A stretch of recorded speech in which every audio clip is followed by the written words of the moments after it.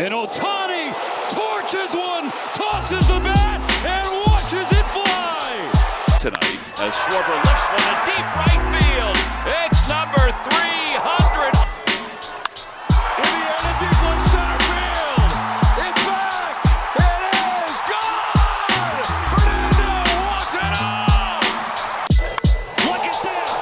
Are you kidding me? He is back.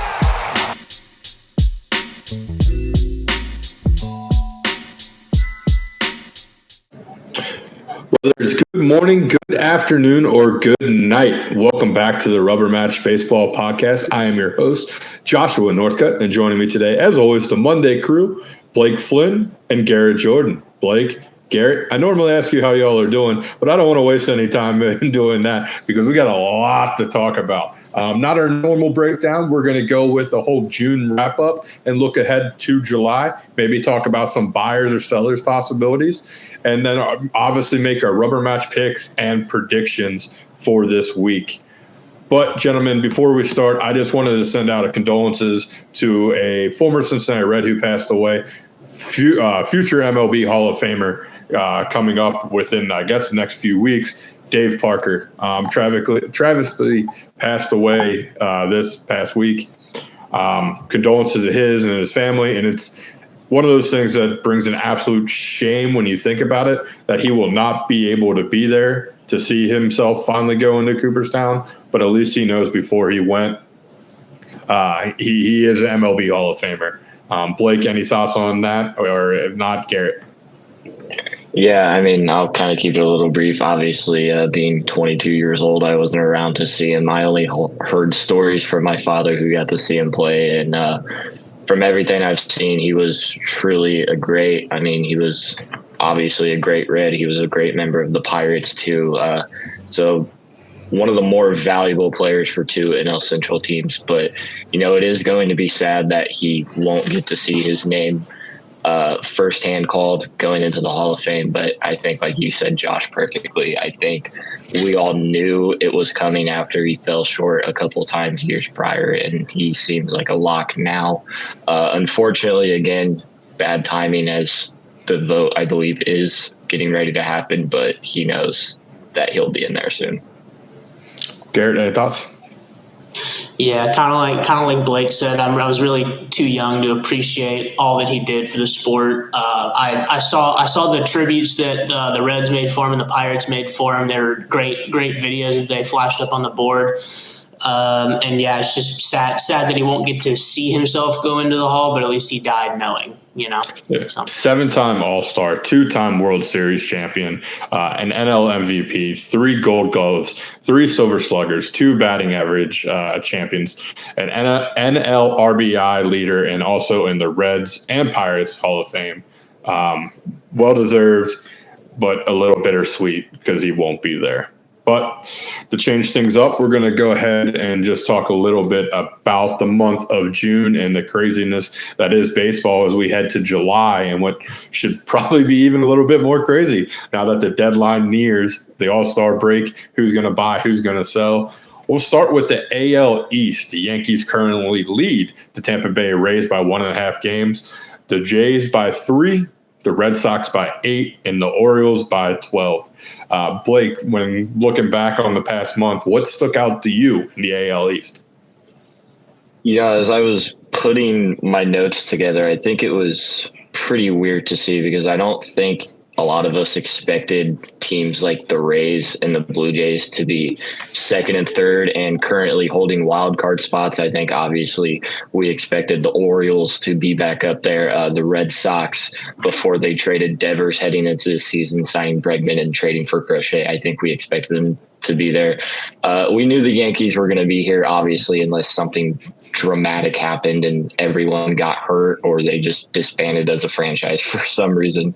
So I think we expected them there along the top, but it's just always crazy because when you look at the Rays, after they traded Randy Arozarena, Isaac Paredes, Tyler Glasnow, we almost thought they were kind of going to be stuck in like purgatory for a couple of years rebuilding, and now they're all of a sudden only a game and a half back of the New York Yankees, who are one of the best teams in baseball, currently holding a wild card spot. So I think for the AL East, I think seeing the Rays and the Blue Jays up there is definitely what stuck out to me. Garrett, any thoughts or what stuck out to you for the AL East?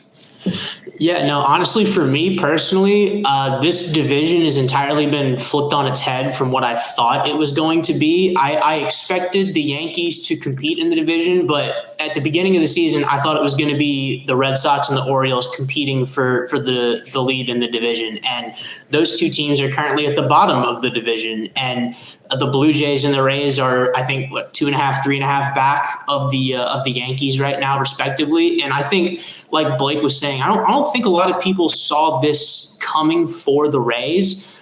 They were expected to have Shane McClanahan come back and be that ace for them, but right at the start of the season, he went out with that triceps tightness, and he's just been shelved ever since, trying to get back to 100% healthy. But the pitchers that have stepped up in his absence, Littell, Pepio, Boz, just throw a couple names out there. They've all pitched really well, and the offense has been there. Yandy Diaz has been very consistent for that team. Junior Caminero is happening. I think a lot of people were like, is it going to happen? Is it not going to happen? It's happening. He's leading the team in home runs and RBIs this year.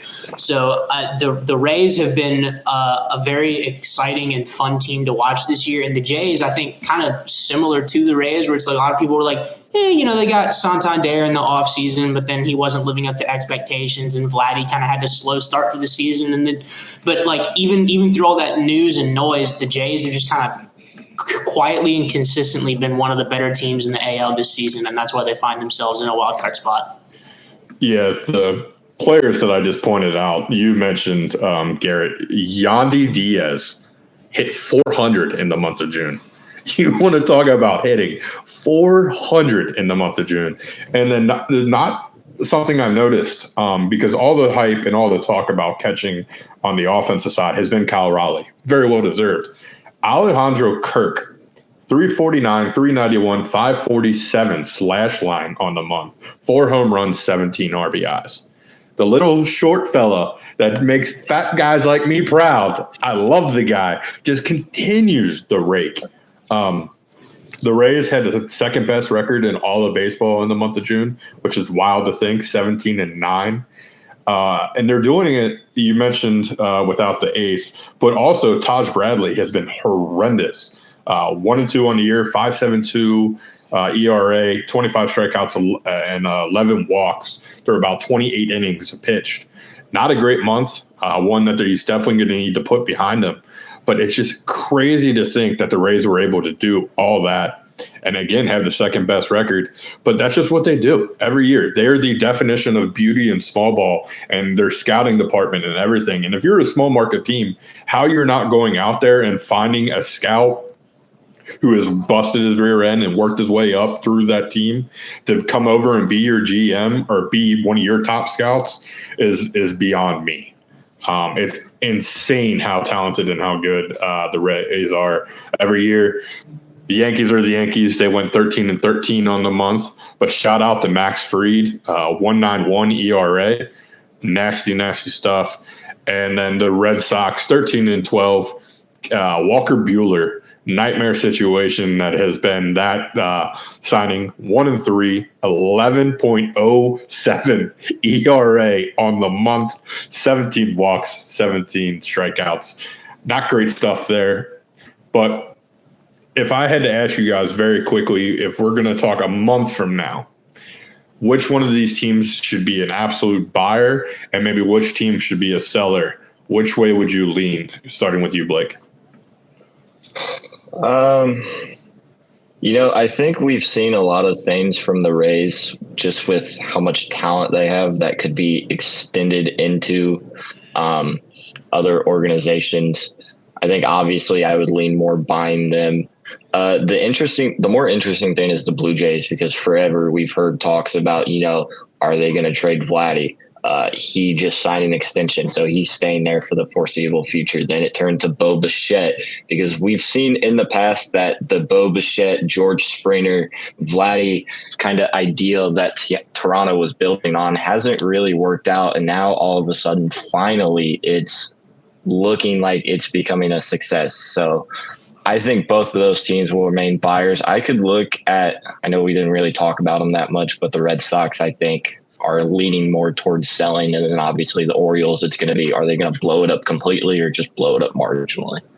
Fair enough. Well, we'll go ahead and move on to the AL Central, where the Tigers lead everybody by double-digit numbers. The Guardians are in second, 11.5 behind. Minnesota, 12.5 behind. Kansas City, 13.5 behind. And the Chicago White Sox, 24.5 games out. Garrett, what stood out to you in the Central? For me personally, it's just been the Tigers' dominance in the Central. I mean, I expected them to win the Central. I didn't expect them to win it by this much. I mean, I thought that the Twins and the Guardians would compete. I thought that the Royals might be a fun, punchy team once they added India, and then they have Witt and India up the middle and Salvi behind the plate. But it's just the Tigers have just been on top of that division from the get-go and have not let that lead go, and the lead has only grown. So that's kind of what's stuck out for me the most, and just the fact that at the beginning of the season we saw all these teams in the Central above 500, but now all these teams are back down below 500. So I think the AL Central is probably going to be one of the more interesting teams as we head into the month of July, as far as which of those teams is going to be looking to compete for a wild card spot and add to their roster, and which of those teams is going to punt on the season. Yeah, when I looked at the month of June results, it blew my mind. So the Tigers went 15-11. The White Sox went 10-16. The Guardians 9-16. The Twins 9-18, and the Royals 8-17. If that asks how that 11-game lead happened, that explains everything. White Sox had to just put Luis Robert on the IL yet again due to his hamstring. Not great stuff for a team that clearly needs to sell and arguably hit their best selling piece going on the IL. The Guardians' best hitter for average this month was Jose Ramirez, hit 275. Nobody else hit higher. And then Jack Callejon, as much as we all got excited for it, hasn't been great, hitting 165, 211, 271 slash. And he's got that 2 home runs, but those both came in the same game. It's kind of disappointing just to see how quickly the tides turned in the AL Central. But shout out to the Tigers and the two faces of the Tigers. Skubal going 5-0. 1.89 ERA on the month, and then Riley Green hit 360 with 6 bombs. But let's try to cut down on those strikeouts with 29 of those bad boys last month. Blake, your thoughts on the AL Central? Yeah, me and you were kind of touching on it before Garrett got in here for the stream, and it kind of begs the question, are the Tigers just that good, or does the rest of the AL Central just stink that much? I mean, it's a very interesting question. I mean, we look at the Tigers, again, another one of those great success stories. You know, they used to be bad, and now they get Tarek Skubal and a bunch of elite talent around them. Guys like Gleyber Torres and Javi Baez are in the finalists to be all-star starters. That tells you everything you need to know about this Tigers team. They're finding the pieces that maybe had been casted away and are now finding success in Detroit. The Guardians, I think, again, interesting. The Royals, I really do believe they have the talent, especially with guys like Chris Bubich, Seth Lugo on the mound. It's just not working for them. I don't know what it is. Obviously, like you said, Garrett, with Witt and India up the middle. I mean, obviously for us Reds fans, it was kind of sad to see him go because he had kind of been that leader we had, and then saw him traded away, even though it was probably best for them. But it's just not clicking. And then, like you said, Garrett, Jack, obviously not with the best, or Josh, excuse me, Jack Caglianone not obviously having the best start to his MLB career, but I think there are signs there. I mean, they've stuck him in the outfield, which he's never played before. In one of the first games he did, he robbed a home run against the Padres and Jackson Merrill. So maybe some fun experimentation there. But the Guardians and the Royals, I think, are the two most puzzling ones. I can't really wrap my head around this Twins team because it just seems like they always have pieces hurt and new pieces coming in and then immediately getting sent back down. But yeah, I think to answer that first question, I think it's just more so that the Tigers are that good. Also should point out the Tigers, Jack Flaherty, who's been their number 2 pitcher, not a great month, 6.84 ERA.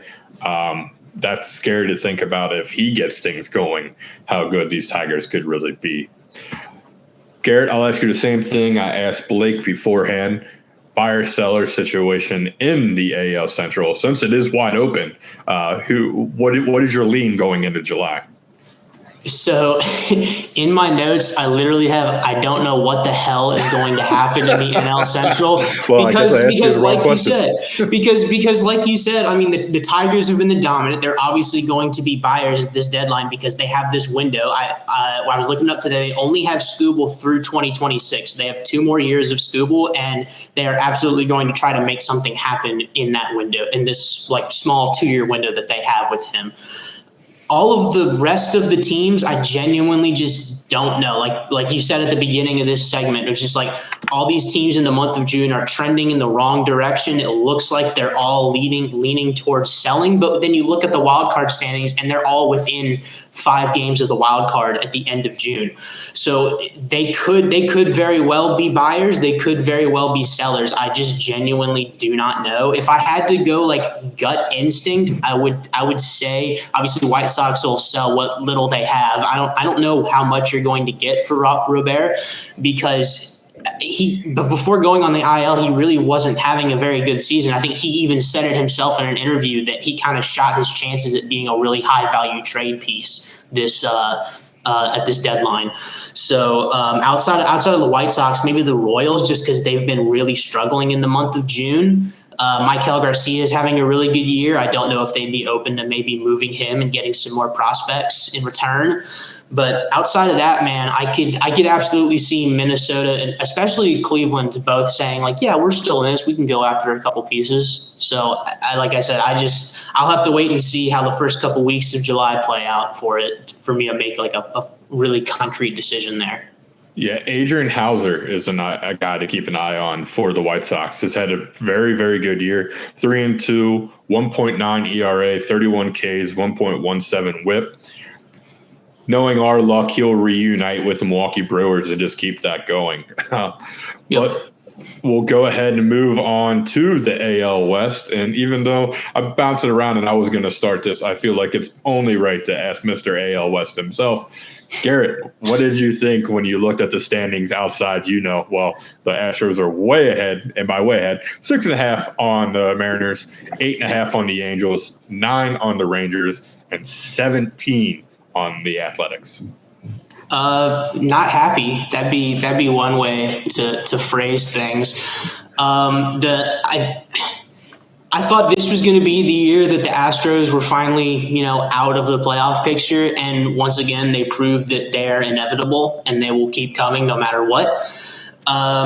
Like you said, a 6.5 game lead by the end of June, when at the beginning of May, the Mariners were leading this division and the Astros were still a few games back of them. So I think the bigger story here is that the Mariners have honestly just kind of given away the season yet again. Like I was saying on a couple earlier episodes this week, the Mariners have such a top-heavy lineup between Raleigh, and then you'll get good games out of Arozarena and Rodriguez here and there.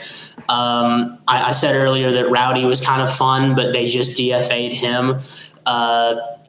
Donovan Solano and Canzone have kind of provided a bit of a spark, but it's too inconsistent to be noteworthy. So it's really honestly just like more of the same, and Mariners fans are kind of tired of it, and we've been waiting for an offensive bat for so long. But enough with the Mariners talk. I think one of the more surprising things to me is that the Angels are like right around 500, which absolutely nobody expected. This team was built from the ground up to sell with pieces like Kenley Jansen and on a 1-year deal.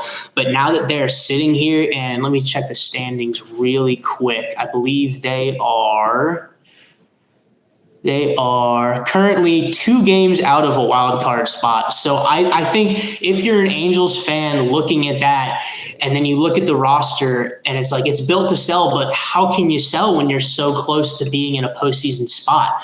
So the Angels have been very surprising to me. The Athletics kind of fell off the table, had a really awful May, and kind of continued that into June. But just the Astros being inevitable, and the Angels being one of the surprise teams out of that division. Yeah, the Angels is a team I write about every week on TWSN, and like a month ago, I was like, are they going to sell? Are they going to sell? Like, is it time to finally trade Mike Trout? Find a team that is going to play in October so he can get a nice little run in October. And today I wrote, now I don't know what to do. Like, because there's a great story would be Mike Trout playing in October with the Angels, but they could easily be out of it 2 weeks from now. This is definitely one of the teams you need to sit back and wait and see. You mentioned the Astros. I felt the same way you did. I was like, finally, it's going to be their downfall. They're going to fall apart. No, they just went out and got the best record in the Major League Baseball in the month of June, going 19-7. And Jeremy Pena has inserted his name into MVP conversations. And by MVP conversations, I mean third place, because he's not passing Cal and he's not passing Aaron Judge. But in the month, he had 2 home runs, 10 RBIs, 18 runs, hit 361, on base percentage of 404, slugging of 515. And shout out to Framber Valdez and Hunter Brown continuing to do what they do. They combined for a 5-0 record on the month. The Astros are just unreal, and I hate them for it. Blake, your thoughts?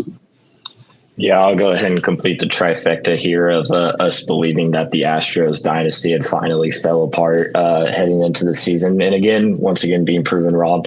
As of 2 hours ago, a quick update on Jeremy Pena. Obviously, as we've mentioned, having a stellar season, but he got hit by a pitch in one of the games last week, revealed to have a small fracture in one of his ribs on his left side.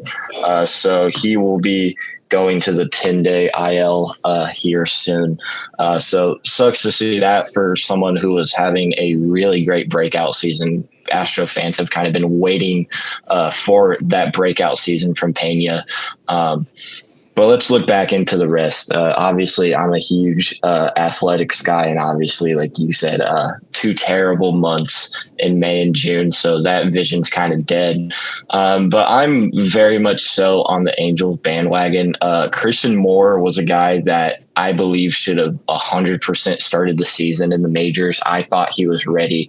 But him coming back up, even though he just now crossed back over the Mendoza line, has been a spark for this team. He had that 2 home run game against the Red Sox where he won it for them. And Mike Trout looking somewhat healthy. He's played in 57 games. So knock on wood and hope that he continues that trend.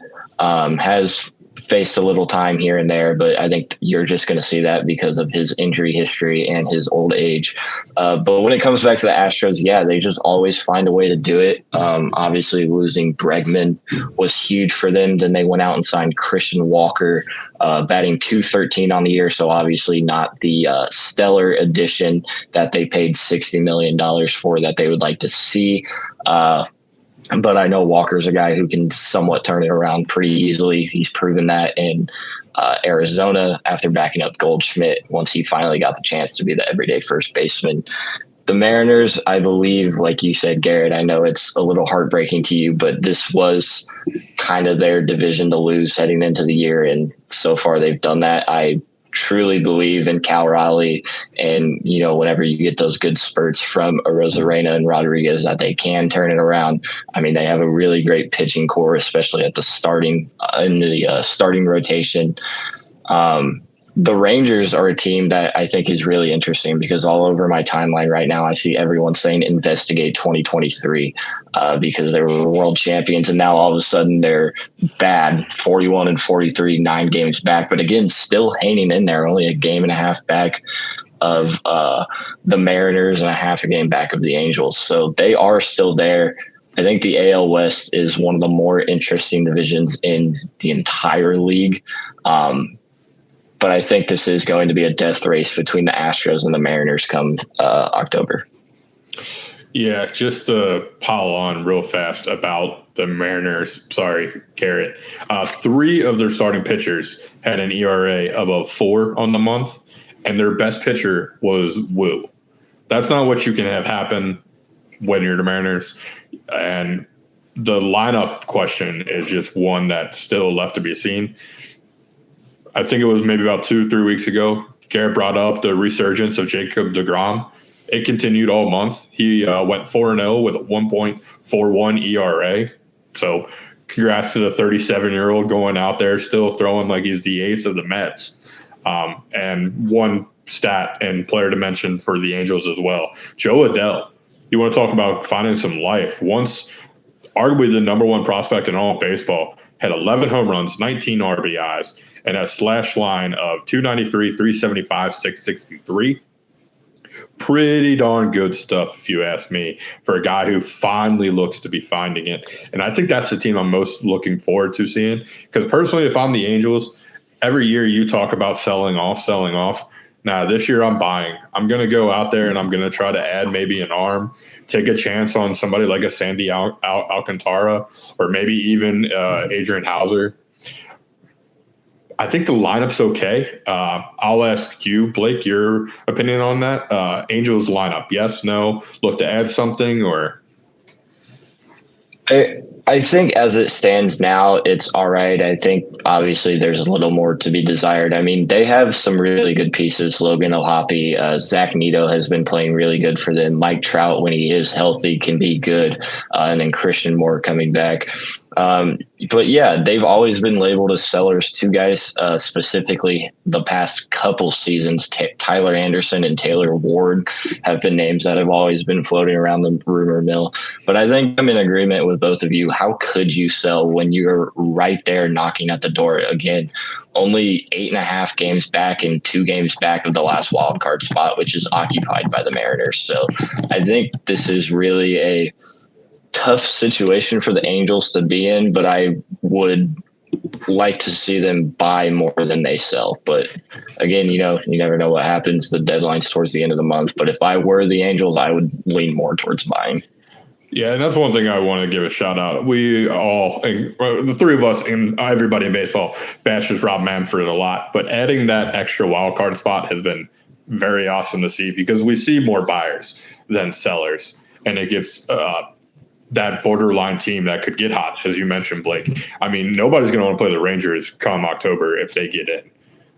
So moving on to the NL East, the Philadelphia Phillies are back in first place after a nightmarish weekend for the New York Mets. They got swept, by the way, the Pirates. Enough said. Atlanta is currently 10.5 back, Marlins 11 back, and the Washington Nationals 14 back. I'll go ahead and start with you, Garrett, for the NL East. What stood out, and what are you maybe looking forward to?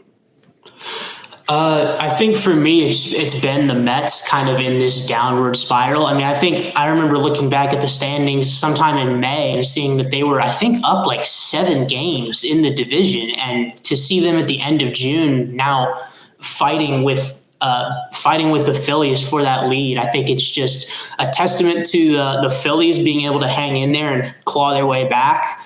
But the Mets have just been, and again, they've had some pretty bad injuries to their pitching staff. They lost Kodai Senga to that hamstring. They just lost Canning to that ugly Achilles injury. So the pitching has been the pitching has kind of been hurt a little bit, and then the offense, kind of like the Mariners, how I've been describing it, as very top heavy. Juan Soto had a rough start to the season, but he's finally started to pick it up. Pete Alonso has been going absolutely bonkers for them. Frankie Lindor has been going really well for them. But outside of those 3 pieces, Maybe like Jeff McNeil is another name that was like I didn't expect to see his name at the top of the OPS leaders for that team. But outside of that, it's been few and far between as far as offense goes for them. And again, they've been such a very streaky team. They'll like go on 6 or 7 game win streaks and then immediately turn around and have an 8-game losing streak. So it's just been the Mets' inconsistency. It kind of feels like a little bit of Mets curse happening once again. So feel bad for the Mets fans there. But I'll say props to the Phillies for hanging around, and that lineup continues to bang for them. I was going to say, looking at the month of June, just the numbers, the Marlins had the best record in the NL East at 14-12, followed by, my apologies, I had broken this up, the Mets at 12-15, the Braves at 11-15, and the Nationals worst in baseball, 7-19. That's who stood out to me. I cannot believe how bad the Nationals are. What doesn't help, though, is when their catchers combine for a slash line of 159, 177, and 240. They are getting nothing from the bats of a catcher, which I get in 2025. The catcher position basically became the pitcher position, and you're more worried about their defense than offense. But that is disgusting. 159 between 2 hitters? Yeah, no way I'm going to be taking that. Sandy Alcantara kind of figures stuff out a little bit, 2-1 on the month with a 4.34 ERA. And I have to shout out Ronald Acuna, even though the Braves aren't doing that great. 360, 491, 596, 5 home runs, 12 RBIs, 26 runs. If the Braves had a winning record, he would arguably be the player of the month. But I'll tell you who should be the player of the month a little bit later on. Blake, your thoughts on the NL East and what stood out? Yeah, so I think what stood out most to me, kind of like what you said, Garrett, the Phillies hanging around, more specifically with the fact that Bryce Harper has been MIA since June 5th. And I think that's just a testament to how truly deep this Phillies lineup is. I mean, obviously you have the regulars like Kyle Schwarber, Nick Castellanos, JT Realmuto. So I think they've done a really good job hanging in without their arguably best hitter out there missing time. I believe it's a hand injury. I'm not really 100% sure what it actually is. I don't know if anyone actually knows what it is. He's been just kind of a little dark about it. But yeah, missing since June 5th. And they've played a lot of games since then. So for the Phillies to overtake the Mets in that time and still just hang around and keep the division lead, I think is a testament to them. When it comes to the rest of the division, I said it a week ago. If Ronald Acuna Jr. was healthy for the full season, I think this would be the most interesting division race in all of baseball. When you have the Phillies up there, the Mets a game and a half back. And even though the Braves are 10 and a half back, I think they still have the quality talent that you need to be a World Series contender. And I think just giving Acuna back to them fully healthy, especially with how he's playing since he's came back, has been unreal. And for the Nationals, I think it does suck that they're this bad because, I mean, you have a guy like James Wood getting intentionally walked 4 times in one game for the first time since Barry Bonds. And we know how many times he got walked and how good of a hitter he was. And we're giving James Wood that treatment now all of a sudden. Sandy Alcantara and Edwin Cabrera, I fully expect to be freed from what are the Miami Marlins. So good to see Alcantara kind of figure it out before he gets shipped to a true contender. Yeah, and you talk about the Phillies being without Harper. Pitching had a lot to do with that. Christopher Sanchez on the month, a 1.85 ERA. Ranger Suarez, 1.30. And Zach Wheeler coming back from probably should have been Cy Young Award, but I'll hold my mouth so shut on that. 0.78 ERA in the month of June. That is disgusting. And the Phillies still only went 13-13 on the month. As you mentioned, I think the Marlins will probably be the biggest sellers in my mindset. And when you come buyers, I think the Mets will go out and try to maybe add a arm somehow, some way, especially after losing Canning, as Garrett mentioned. They definitely could be a team. I know we don't see division trades happen too often, but they definitely are a team I could see calling about Sandy Alcantara and be like, hey, Marlins, what you got, what you need, situation. The Braves, I think, is the most interesting. As you mentioned, eight out of the wild card. Not completely dead, but still seems like a long shot. Could they move one of these big bats that they've got signed long term just to try to rebuild around quickly? Because on the month, Albies, Harris, and Ozuna all hit under the Mendoza line. Not good, my friend. Not good. Moving on to the NL Central, we got the Cubs in first place by 2 games over the Milwaukee Brewers, 2.5 over the Cardinals, 5 games Cincinnati Reds, and 14.5 Pittsburgh Pirates. I'll go ahead and let you guys go first, starting with you, Blake. What stood out to you, and how quickly until the Reds are back in first place, my friend? I mean, it's not that much of a crazy question to ask. They have been one of the hottest teams in baseball so far, and a lot of that has been because Elly De La Cruz is playing like we all expected him to be. They're getting tremendous help. Chase Burns made his debut. By the way, what a pitching matchup we get tonight with Burns and Crochet. Absolutely stunning, must-see TV, just like when he pitched against the Yankees. So I don't think it's that crazy of an ask to wonder how many games until the Reds actually get in the first place. And I think that's a testament to just how good and chaotic our lovely NL Central is. I mean, the Brewers and Cardinals are wild card teams, and we'll touch on them next week. That would, if it started right now, that would knock out the Padres and the Giants, who at times have been 2 of the better teams in all of baseball when they get hot. But I think we also need to appreciate just the great young talent we have in this division. I mean, Pete Crow Armstrong, Jacob Mizorowski, Mason Wynn, Elly De La Cruz, Chase Burns, Paul Skeens. So we really have to appreciate them before they all become Dodgers and Yankees here once their contracts run out. But no, I flirted with the words most interesting division race, and I truly believe the NL Central as of now is that. I mean, at this point, it could go anyway. I mean, I would say the Pirates could sneak up there, but I think we all know that's not going to happen.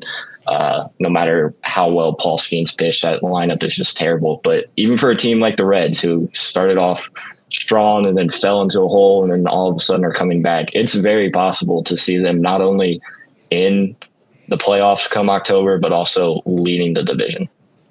Yeah, it's going to be July 1st, and the Reds still have not been swept.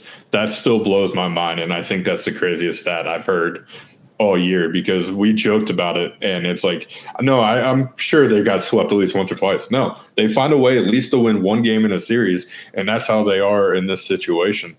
Garrett, what stood out to you in the NL Central, and how long do you give it until the Cincinnati Reds are back in first place? I think seeing the Cincinnati Reds in first place would be a very tall order to achieve, seeing as how much of a wagon the Cubs are and how well the Brewers have been playing recently. For me personally, the biggest surprise has been the St. Louis Cardinals performing as well as they have, because this was a team that was designed to not succeed this year. I mean, they had like 1 free agent signing in the offseason. I can't even remember who it is off the top of my head. And then they even tried to trade Nolan Arenado in the offseason. So it's like this team was set up to fail, and somehow they are succeeding, and it kind of pisses me off that they are doing that. But like pissed off in a good way, like good for the Cardinals to kind of like go against that management idea of we're just punting on this year. So yeah, that's been my biggest surprise so far. I say another surprise I have is just how bad the Pirates have been despite their really good rotation that they have. I mean, I know Jared Jones went out, and I believe he's already gotten or is going to be getting Tommy John. So tough to see that for him. But yeah, just the Pirates offense has been one of the worst in the league this year. And it really sucks when you have a guy like Paul Skeens on the mound and you can't even muster up more than 2 or 3 runs of support for that guy. So the Brewers going on this incredible stretch the past just in the month of June, 17-9 in the month of June, I believe, second best record this past month. So whatever Pat Murphy said kicked them into gear. Jacob Mizorowski coming up has been absolutely electric for them, one of the best young pitchers in this division. We got to see Mizorowski versus Skeens. Mizorowski won. So those are kind of my biggest surprises. Biggest surprise, clearly, far and away, being the Cardinals performing as well as they have. Yeah, every single team in the NL Central finished at 500 or above in the month of June. That's how good this division has been. And as Blake mentioned, I don't think it's a question. Like, this is going to be the most exciting, at least over to the next month. Who buys, who sells, who takes that chance to bring in that bat to say, no, we can win this? Or do the Cubs go out and get themselves an ace or an arm to try to compete with this arms race that is the young studs that are happening right now?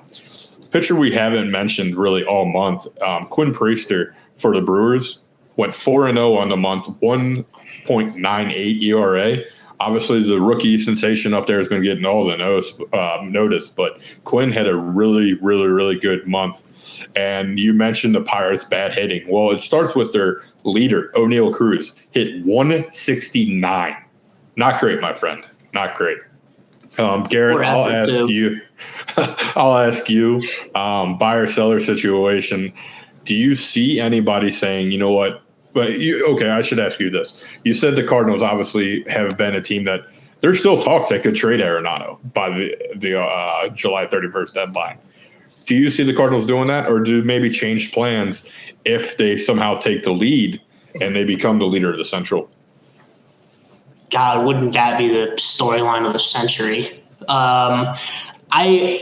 I genuinely don't see it happening. I just think the Cardinals management is just so set in the fact that this year is just going to be sort of like an off year for them. That they're just not going to want to do anything at the deadline. They're not even going to want to reach out. They're just going to wait to hear what offers come their way, and then they'll play it that way. I don't think they're going to be on the attack at the deadline.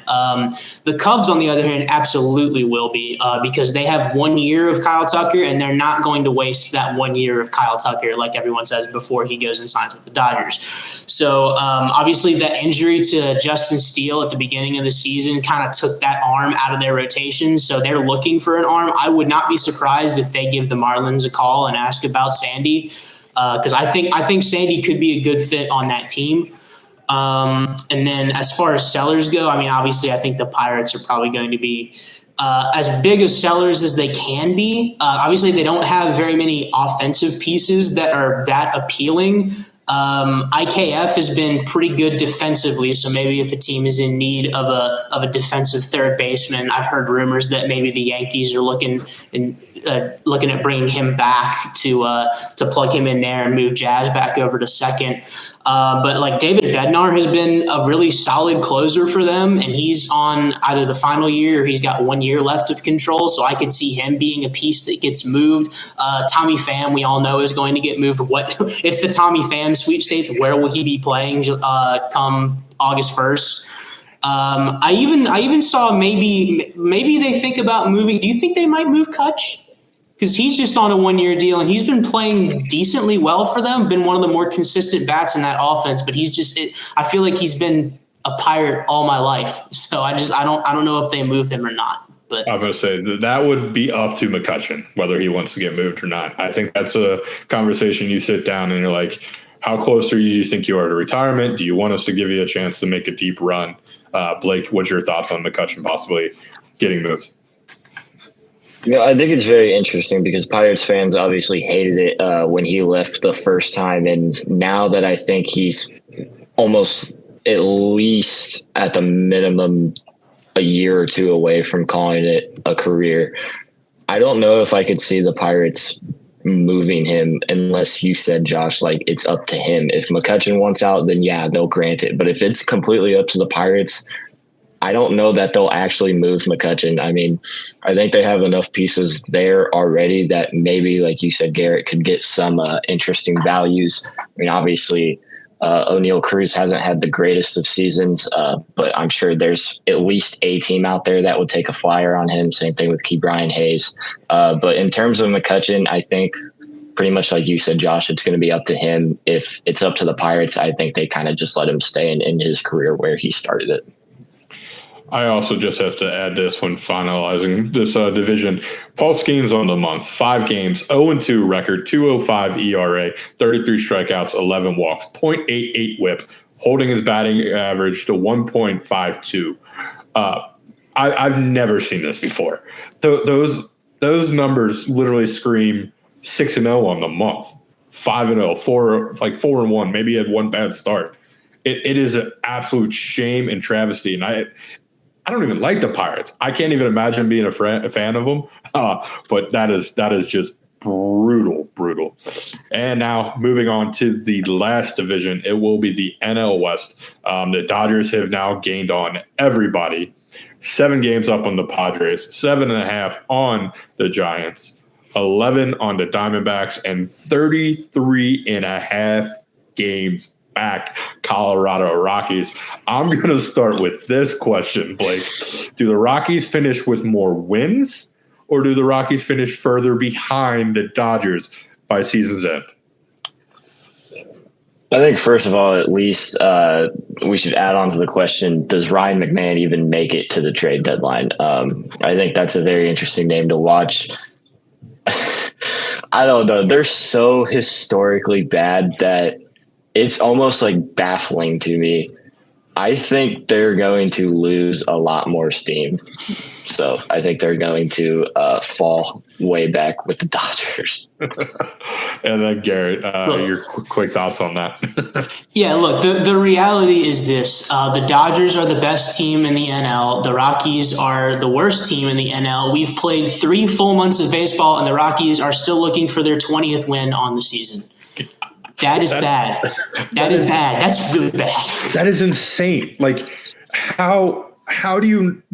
I don't know. I feel so bad for them. And then, like Blake was saying, as much as I think everyone in baseball would love to see Ryan McMahon go to a team that is competing, he's not going to, because it's the Rockies. And when can you tell me the last time the Rockies have been even somewhat active at a trade deadline? These guys just don't do anything at the trade deadline. We beg them, like, please get these guys on good teams, and nothing happens because of it. The only other piece I can see being moved outside of Ryan McMahon is maybe like a Tyro Estrada, because he still has just like 1 year left of control. But like, Outside of that, man, the Rockies have just been so dead. They don't even like want to do anything. So I feel bad for all the Rockies fans that have to sit there and watch that. I feel bad for all the teams that are missing out on those players that are on that team that I think would do a lot better if they were in a different environment. I think German Marquez could be a piece that gets moved. He had a solid June, figuring things out, an ERA under 3, which when you pitch check Coors is pretty darn good. Just an eye to keep on, a veteran arm, savvy type player. And also, since we're talking to Rockies, I got to give a shout out to Hunter Goodman. As bad as it was, he had 342 on the month with a 7.34 slugging percentage. That dude was bopping. Blake, any more thoughts on the NL West and what craziness is of, the Dodgers is doing what the Dodgers do? Well, just because we're talking about the Rockies, actually some good news for Rockies fans. Maybe Charlie Condon just got called up to AA, I believe, after having a great start there for his minor league career. So maybe helps on the way. But again, at this point, I don't think it really matters because they just point blankly are the Colorado Rockies, and they just exist at this point as a baseball team. I think the biggest thing to me is just how far the Padres and Giants fell off. I mean, looking back, I believe it was almost 2 or 3 weeks ago. Both these teams were like a game behind the Dodgers. And then out of nowhere, they just had this huge fall, and the Dodgers just continued to be the Dodgers and trend upward. So 3 very good teams in this division, and then the Rockies, and then the Arizona Diamondbacks, another one of those teams that you're just sitting here scratching your head about, thinking that they were supposed to be so good, but obviously injuries to Ketel Marte and Corbin Carroll have drastically hurt this team. I know we'll talk about it after this, but I think an interesting name to look for at this trade deadline is, do the Diamondbacks actually move Zach Gallen? I personally don't think it's going to happen, but there have been inklings of teams interested in maybe how they could pull it off. But You want to talk about the Cubs landing an ace like we talked about. Maybe Zach Gallen is that guy if the Diamondbacks decide to move him off. But yeah, biggest thing to me is just how the Dodgers were able to pull away after a couple weeks ago looking like this was going to be a tight division race. Yeah, I don't think the Diamondbacks can – sorry to cut you off, Garrett. I just don't think the Diamondbacks can move Gallen after the month he had. Maybe somebody will overbuy on him, but when your ERA almost touches 7 – not the greatest time to try to sell a piece. Garrett, your thoughts on the NL West? Yeah, going back to the Giants, they absolutely screwed the pooch on my bold prediction last week. I thought they were going to go at least 5-1 against the Marlins and the White Sox. They got swept by the Marlins and went 1-5 in the week. So screw me, I guess. Thank you, Giants. Ever since the Devers trade, they've been 4-8. That's pretty bad when you expect that guy to come in and be like a centerpiece for your team. I won't say he's performing terribly, but the average has dipped significantly since he got to the Giants. I think he's posting a 217 average right now. So I'm looking for him to pick that back up if the Giants want to be a competitor at this deadline and in the division. But on the D-backs, I absolutely think the D-backs should be selling this year because of just the way their season have gone. They've had so many injuries to the pitching staff. Corbin Carroll's now out with that wrist injury, I believe. So Eugenio Suarez absolutely should be on a new team come August 1st. Josh Naylor should absolutely be on a new team come August 1st. Shelby Miller has been decently good at the back end of that bullpen, closing out games for them. So I wouldn't be surprised if we see him move to a team that needs bullpen support. But like you said, Josh, with Zach Gallen, as much as I'd love to see him get moved, he's kind of tanked his value with his performance this year. And it's kind of crazy to me to think that we're 2 years removed from him being third in the Cy Young voting. Just how quickly that fall off has happened. I honestly see Merrill Kelly being moved before Zach Gallen does. I know Merrill Kelly's a bit of an older pitcher, so I don't know how much you'll get for him, but season stats wise, he's doing the best out of the pitchers that they have in that rotation. So I wouldn't be surprised if one of these teams that needs help in that rotation, maybe a Mets team takes a chance on Merrill Kelly just to shore up until some of those injuries come back. What's funny is I'm about to mention another pitcher for the rotation that they could move on to. They signed him to a 4-year deal. He'll still have 2 years left, but Eduardo Rodriguez is another guy they could potentially move and somebody want to boost their staff. But one thing's for sure, the Diamondbacks need to sell. After the Burns injury, the wheels are going to fall off. Ketel Marte had a great month, hitting 340, 420, 670, 9 home runs, 24 RBIs and runs, which was nice to see. But just to tell you how scary this lineup for the Dodgers are, Freddie Freeman and Teoscar Hernandez hit below the Mendoza line. No problem. Max Muncy just picks it up, and Andy Pajas picks it up. Both of them hit over 300 on-base percentage. Max Muncy on-base percentage, 459. That's not supposed to happen. No. Yeah. So that's just how scary this Dodgers team is. But the good news is when you play the Dodgers in the playoffs, yes, you have to face that lineup. But, hey, you know what? Their pitching's been kind of rough. Oh, except for that guy named Clayton Kershaw, 4-0 on the month with 7.5 strikeouts per 9 and a 2.28 ERA. So Kershaw's back, guys. No big deal. Oh, my God. It is so frustrating. Dodgers are a wagon. We obviously went kind of long here, so we'll go ahead and scrap breaking down all the buyer-seller situation that we were talking about because we kind of covered it pretty well. Unless there was one team or player you specifically wanted to mention, I'll ask you very quickly, Blake. Yeah, I was kind of going to go back to the Guardians. Obviously, they traded Josh Naylor and Andres Gimenez last offseason, and I'm not necessarily saying that they're going to do it, but what does this mean for guys like Jose Ramirez and Steven Kwan? I think obviously someone like J Ram's going to bring in a hefty price tag, but Steven Kwan maybe a little underappreciated for his defensive skills and being a solid contact bat when he gets it going. So I just think those are two interesting names to keep an eye on, not only for this deadline, but I'd say more for the offseason. Amanda Clase was somebody I was also bringing up. He's under control with team options in 27 and 28, only 27 years old. You want to boost your rotate or your bullpen. go get arguably the best closer in baseball when he's on his A game. Garrett, is there any other pitcher or hitter you want to bring up that could be moved that you saw?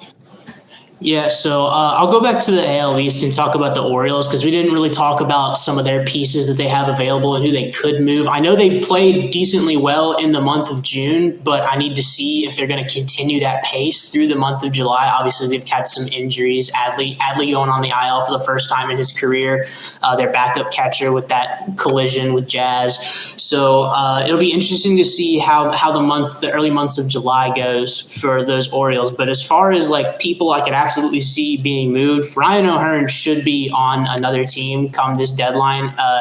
He's batting .293, a .380 on base, .473 slug for the .853 OPS. So he's absolutely a hitter, and he should be on another team. Another guy I could see being moved, Cedric Mullins. He's not had the best year so far, but I think teams would be willing to take a chance on him because of his defense and because of the past stats that he's put up.